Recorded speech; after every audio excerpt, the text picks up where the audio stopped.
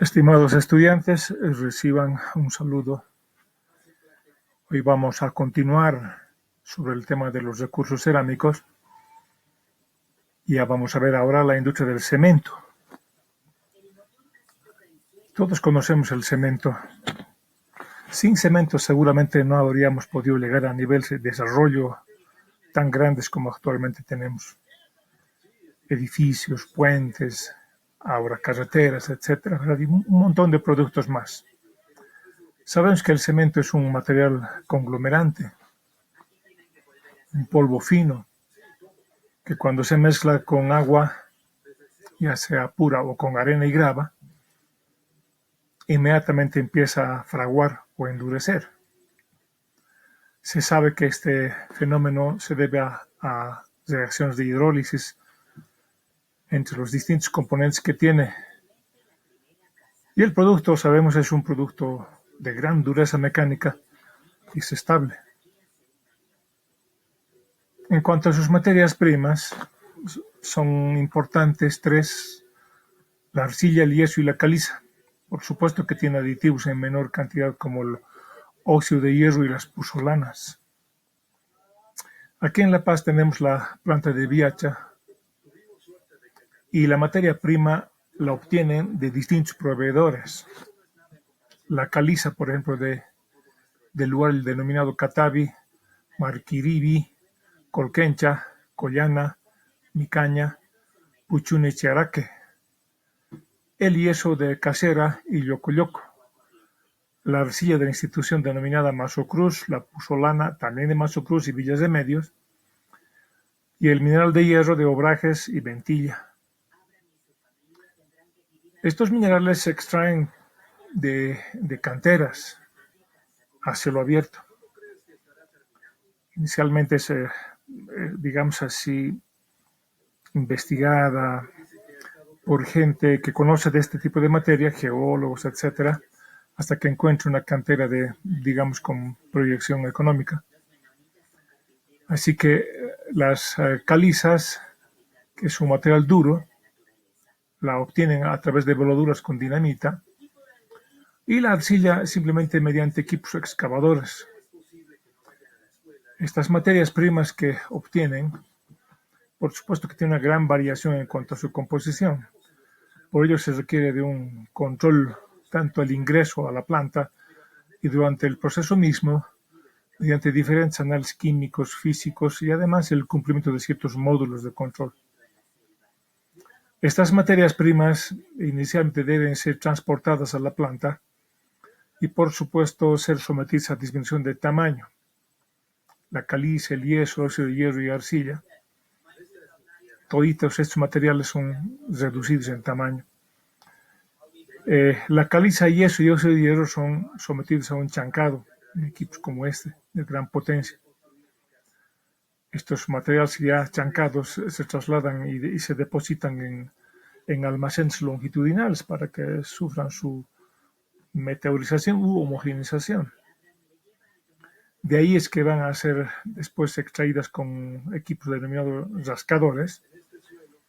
Se alimentan a cintas transportadoras hasta llegar a las tolvas de dosificación del crudo. En cada tolva se cuenta con sistemas de pesaje muy, digamos así, exactos.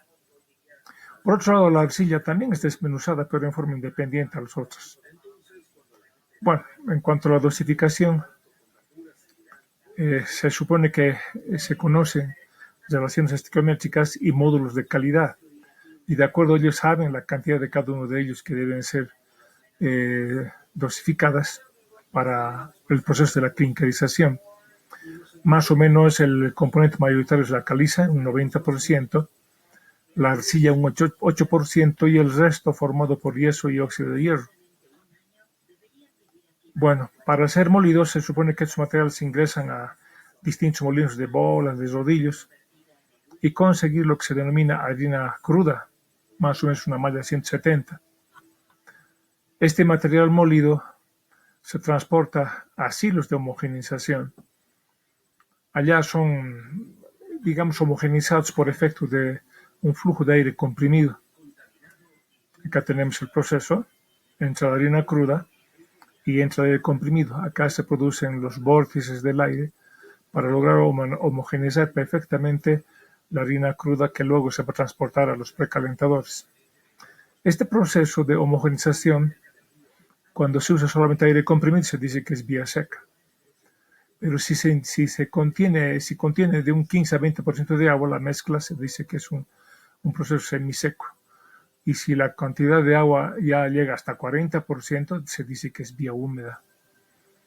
Bien, el precalentado se realiza con la harina homogeneizada y para ello se utilizan intercambiadores de calor tipo ciclón, utilizando por un lado las aguas los gases de combustión que se van a poner en contacto directo con la harina cruda.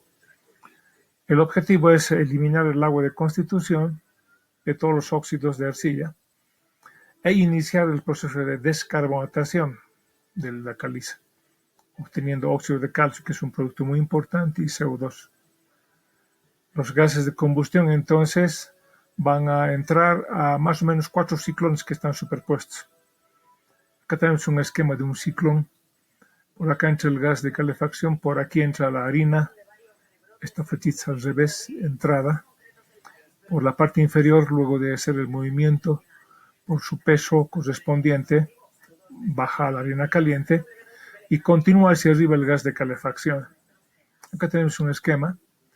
Los gases de calefacción con línea roja más o menos salen del horno a 1000 grados centígrados y en contracorriente va bajando por cada ciclón la harina cruda, cosa que al final la harina caliente, precalentada, sale entre 600 y 800 grados centígrados y todavía parte de los gases de calefacción salen a 360. Bueno, llegamos a la etapa de clinkerización. Esta es la etapa más importante del proceso. Para ello se utilizan hornos rotatorios, que probablemente ustedes las conocen en VIH, son de grandes dimensiones, ¿verdad? En estos hornos se producen reacciones químicas complejas por efecto de la alta temperatura. Es decir, son reacciones en fase sólida y también líquida.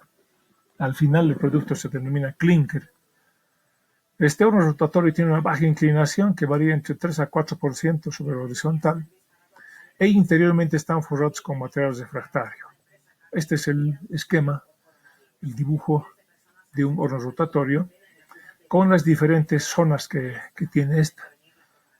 Como ven acá tiene 5 zonas, una zona de calentamiento, una zona de calcinación, una tercera zona de transición alta, la cuarta zona la de sinterización y la última zona de enfriamiento. La carga que se hace al horno más o menos llega del 10 al 12%, no es completamente lleno, porque tiene que permitir el contacto con los gases de combustión.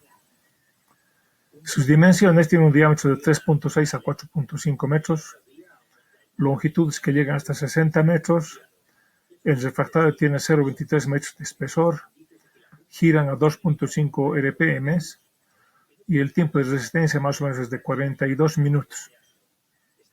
Dentro del horno se producen distintas transformaciones térmicas.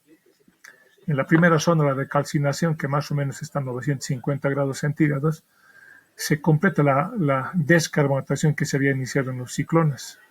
Entonces ya se forman los óxidos de calcio, de silicio, de aluminio y de magnesio. Luego en la zona de transición alta a unos 1300 grados centígrados se forman los diferentes óxidos, ¿verdad? Entonces tenemos, por ejemplo, óxido de calcio o óxido de silicio que se denomina belita. Se dice que este producto se llama más bien silicato dicálcico. Este es el símbolo, belita. Luego se produce la felita, cuyo símbolo es carbono 4A y F, ¿verdad? Que corresponde a estos óxidos. Después también se produce la celita, cuyo símbolo es C3A, que corresponde a estos dos óxidos. Luego se llega a la zona de sinterización a unos 1450 grados, dijimos que era la zona más importante, donde se va a formar la halita, cuyo símbolo es C3S. Es en esta zona donde se forma la fase líquida, ¿verdad? O la transformación de la felita, más bien el producto, la obtención de la felita además. Bueno, entonces este proceso se llama modulación del clinker, donde ya el producto adquiere color negro verduzco característico del cemento. Pero en este caso todavía es el clinker. Ese clinker pasa a la zona de enfriamiento a unos 1300 grados centígrados y se enfría rápidamente hasta 1200. Esta etapa de enfriamiento, la primera etapa de enfriamiento es muy importante, porque así se previene la descomposición del silicato tricálcico que se ha formado. Es decir, hablamos del producto que hemos visto acá, el silicato tricálcico, la halita, ¿verdad? Porque si la halita no se enfría rápidamente, se convierte en C2S, es decir, son gránulos de clinker grandes, lo cual va a dar una mala calidad del cemento. Bueno, entonces, evitado este proceso, el clinker sale más o menos a 1200 del horno y cae sobre el enfriador. Del enfriador ya sale el clinker a unos 80 grados centígrados. Ahora existen dos tipos de enfriadores. El enfriador de parrilla, donde se pone en contacto con flujo de aire frío, y un enfriador satelital. Es un equipo que tiene una corona de tubos que también funciona con flujo de aire. La composición promedio del clinker es esta: halita entre 40 y 60%, velita de 20 a 30%, celita de hasta el 14% y la felita de 5 a 12%. Es una composición general. Bien, ya obtenido el clinker, se mezcla con yeso y pusolana. Nuevamente estos productos de forma independiente son trasladados por cintas transportadoras hasta las tolvas que vemos acá abajo. En estas tolvas también van a ser sometidos a dosificación para después realizarse una molienda fina en este caso. Moliendo los tres componentes se tiene un cemento, ¿verdad? La molienda, como ven acá, se hace en molinos de bolas, por ejemplo, o de tubos, de barras. Se muele el producto, entra un ciclón, se separan los gruesos y vuelven a recircular hacia el molino. Y los finos ya pasan por otro ciclón de donde sale el cemento fino. Bueno, ya obtenido el cemento, se tiene que hacer un envasado. Y se puede, como ustedes conocen, las bolsas son de 50 kilogramos, están formadas por 3 capas. O también van directamente a la planta camión cisterna donde se carga el cemento granel. Este sector del envasado produce mucho polvo, por eso tiene colectores o mangas de colección, porque si no habría mucha contaminación. ¿Cuál es la química de la materia prima? La piedra caliza tiene que tener de 80 al 92% de pureza. Es el producto más importante porque produce el óxido de calcio, que es, quién sabe, el componente más importante en la producción de cemento. La arcilla es un hidrosilicato de alumina, es la segunda materia en importancia, y está compuesto de sílice de 53 al 70%, de aluminio del 3 al 22% y de hierro de 4 a 8%. El trióxido de hierro debe tener una pureza del 75% al menos. Este polvo actúa como fundente. Se puede obtener mediante reacciones de sales de hierro con bases o mediante procesos de oxidación de la pirita. Y el yeso, sulfato de calcio dihidratado, debe tener una pureza del 95%. Es un regulador de fraguado, es un retardante del fraguado. Si no se pusiera yeso, el fraguado casi sería instantáneo del cemento sin dar la opción al trabajo. Y también actúa como regulador de los álcalis que se han formado. La pusolana tiene más o menos un 70% formado por sílice, alúmina y trióxido de hierro. Tiene una estructura amorfa. La pusolana puede ser de origen natural o artificial. Si es natural, se encuentra cerca de los volcanes. Y si es artificial, se produce a través de la reacción de arcillas, pisadas, más cenizas de carbón y obviamente procesos térmicos correspondientes. La pusolana tiene mucha afinidad por la cal cuando está húmedo.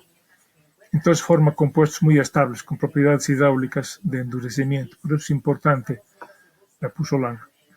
En cuanto a clasificación de cementos, las clásicas Portland tenemos el I, IP y el IF con esta composición, ¿verdad? Clinker, pusolana caliza y otros.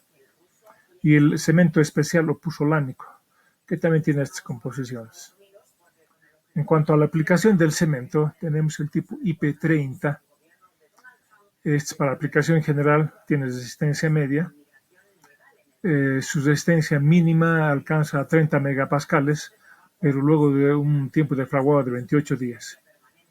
Luego el IP40. Estas tienen aplicaciones especiales, tiene alta resistencia y por supuesto una resistencia mínima mayor que el IP30, tiene 40 megapascales después del tiempo de fraguado correspondiente. Se les dijo de que hay uno de los sistemas de control para la estequiometría tiene que obedecer a los módulos de calidad del cemento. Así tenemos el módulo de silicatos denominado SIM, que es la relación de dióxido de silicio respecto a alúmina y trióxido de hierro.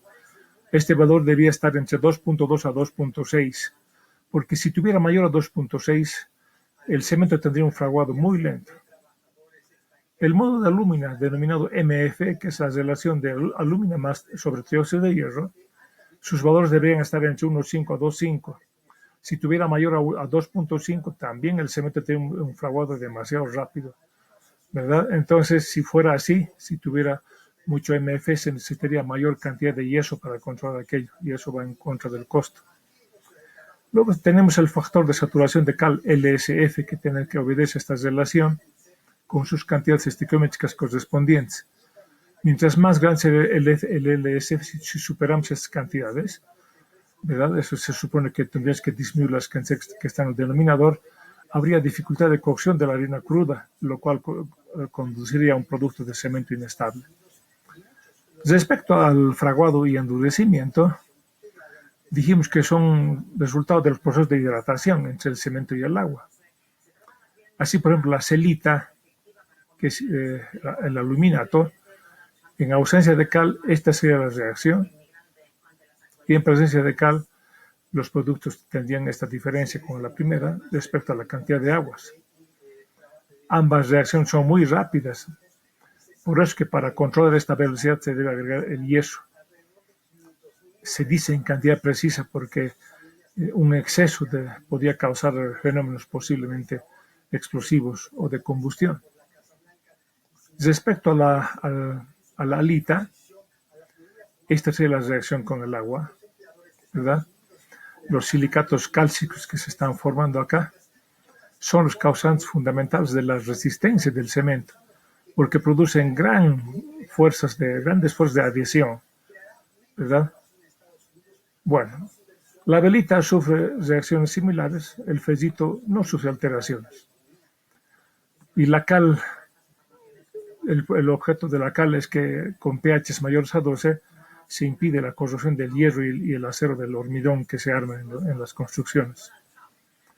El tiempo de fraguado, acá tenemos de acuerdo al cemento de norma boliviana de 0.11, ¿verdad? El inicio en horas y también el final. El IP40 entre 2.2 a 3.5 horas y el final de 5.3 a 6. El IP30 de 2.2 a 3.05 y el final de 5.3 a 6 también. En cuanto a resistencias, hay clasificación de cementos de alta categoría, media categoría y corriente, ¿verdad? Y tenemos los valores correspondientes en megapascales. Aquí, por ejemplo, a los 28 días, alta, ¿verdad? 40, estamos hablando de 40 megapascales, lo que hemos mencionado. El de media llega a 30 y el corriente a 25. Los cementos de VH, el IP40 y el IP30, tienen este comportamiento, la resistencia mínima en megapascales de 28 a 34 y cuando se alcanza ya el fraguado total de 42 a 45. Y para el IP30 de 36 a 38. ¿Listo? Entonces, tenemos entonces las plantas que tenemos en Bolivia, distribuidas en todo el país. La producción de cemento, el 30.6 se produce en La Paz, la mayor producción. En segundo puesto está la industria de cemento de Chuquisaca, 25.4%. Le sigue Cochabamba con 22.3%, Oruro 10.5%, Tarija 8.7% y al final Santa Cruz. La parte de aplicación del material cerámico artesanal corresponde simplemente a la alfarería. a esa gente artista o artesanos que utilizan tornos para trabajar la arcilla plástica en un torno giratorio, ¿verdad? Luego de haber conseguido la forma adecuada, la someten al proceso de cocción y así obtienen distintos objetos. Sin embargo, también se puede producir objetos mediante moldeo. Para ello utilizan molde de yeso blanco. Este molde absorbe el agua y queda digamos así, la forma que estaban buscando. Otro campo importante es la producción de esmaltes. Los esmaltes son la mezcla de frita más cerámica, a lo que se denomina vidrios solubles. Estos esmaltes se utilizan para el recubrimiento, ¿no?, tanto de cerámica como de metales. Entonces va a proporcionarle al objeto mayor resistencia y además estética, porque puede combinarse con colores inclusive. El esmalte se aplica en tanques de almacenamiento, en silos, en baños o en componentes electrónicos. ¿Cómo se producen los esmaltes? Se seleccionan arcillas más ciertos aditivos y se somete a una fusión en horno, ¿verdad? Entonces tenemos acá la materia prima fundida a 1550 grados y inmediatamente este producto se introduce en tanques de templado con agua. Entonces, obviamente va a producirse un choque térmico fuerte con gran fragmentación de partículas. Acá vemos eso. Está entrando a 1500 junto con agua, entonces se forman millones de partículas. Y después de hacer la separación del agua tenemos la frita, eso se llama frita, esas partículas finitas. Esas partículas finas se mezclan con arcilla, se las somete a una molienda, algún aditivo como el óxido de titanio para darle un color, por ejemplo, blanquecino. Se hace el tamizado hasta una malla 200. Hay más aditivos que se pueden poner como el carboximetilcelulosa, fosfatos, la ancola, etc. Ya se tiene el producto, la frita, que va a ser utilizado en esmaltes. Los aditivos que estamos mencionando por acá evitan la precipitación, de manera que se forma una solución de frita. Es precisamente esta solución de frita o esmalte con las que se van a cubrir los artículos. Después se somete a calor, en un horno se supone, y el esmalte se funde y cubre toda la superficie. ¿Cómo se aplica el esmalte? Por ejemplo, puede ser por rociado, por atomizado o por inmersión. Y además puede tener distintas formas de presentación, o colores inclusive, de acuerdo a su composición, con plomo, sin plomo, opaco, mate cristalino, piel de serpiente, etc. Es un producto muy estético. Se pueden conseguir más bien distintos productos estéticos. Respecto al esmaltado sobre metales, ustedes recordarán la vajilla que existía antes, los vasos que decimos, un metal que tiene inmediatamente una capa base, ¿verdad?, con óxidos, y la parte superior exterior más bien se encuentra precisamente el esmalte correspondiente. Entonces, esta capa cubierta puede estar con distintos colorantes y le daba a esos vasos o otros artículos más resistencia a la corrosión y además de un decorado correspondiente. Hablamos de cal. Hay dos tipos de cal, las cales aéreas y las hidráulicas. Las aéreas se fabrican en hornos, ustedes conocen estos hornos. Se hace una alimentación de carbonato de calcio y a una temperatura entre 1200 a 1500 grados se desprende el dióxido de carbono y se produce un producto en polvo de óxido de calcio que corresponde a la cal viva. Esa cal viva se apaga con agua y se forma el hidróxido de calcio o la cal, ¿verdad? Cal hidratada. Es decir, agua más la cal viva y la cal que conocemos, hidróxido de calcio. Ustedes saben que la cal se utiliza en revestimientos delgados o para revocar paredes. Este revoque endurece progresivamente por la reacción con el CO2 del aire a través de esta reacción, ¿verdad?, formándose carbonato de calcio. Tarda más o menos de 20 a 30 días, pero se puede acelerar este proceso con humo. Las cales hidráulicas son aluminosilicatos de calcio y se obtienen mezclando arcilla más cal de un 10 a 30%, se la calcina, se le hidrata y se saca una cal hidráulica. Esta cal hidráulica es una cal en polvo, pero parcialmente apagada. A diferencia que de la otra cal puede fraguar en sitios húmedos, inclusive debajo del agua. Tiene baja resistencia mecánica de acuerdo a la cantidad de arcilla que pueda tener. pero sin embargo siempre tiene menos resistencia que el cemento. Si se mezcla con arena, se obtiene lo que se denomina mortero o argamasa. El tiempo de fraguado es más o menos de 28 días. Respecto al yeso, también conocemos dos tipos de yeso: el yeso de París, sulfato de calcio con un medio de agua, y el yeso gipso, sulfato de calcio con 2 aguas, ¿verdad? Se obtiene a partir de 2 materias primas, del sulfato de calcio anhidrita o del yeso gipso, que es el sulfato de calcio con 2 aguas. Del yeso gipso a 130 grados centígrados se obtiene el yeso de París, sulfato de calcio con un medio de agua, se denomina yeso de París. Al ser amasado con agua, sufre también un fraguado rápido, pocos minutos, y a las 24 horas ya se consigue su compactación completa. Se usa en la producción de moldes o para el enyesado en fracturas, que nosotros la conocemos. Si se mezcla con cola, se obtiene el estuco. Del yeso de París se requiere más temperatura, 800 grados centígrados, y obtenemos acá el yeso hidráulico. Este yeso hidráulico sulfato de calcio sufre un fraguado lento, porque tiene que producirse una liga hidráulica. Este yeso más bien los yesos en forma general, los dos, se pueden impermeabilizar, agregando alumbre potásico, polímeros, cola, etc. Finalmente les muestro un triángulo de productos cerámicos, los más importantes, con 3 componentes: arcilla, feldespato y sílice. Acá en la parte superior tenemos la porcelana dental, con gran cantidad de feldespato. Los azulejos tienen gran cantidad de arcilla y los ladrillos tienen gran cantidad de sílice. Bien, muchachos, esa fue la clase de hoy. Nos vemos en la siguiente. Prepárense, vamos a tomar un examen en la siguiente clase.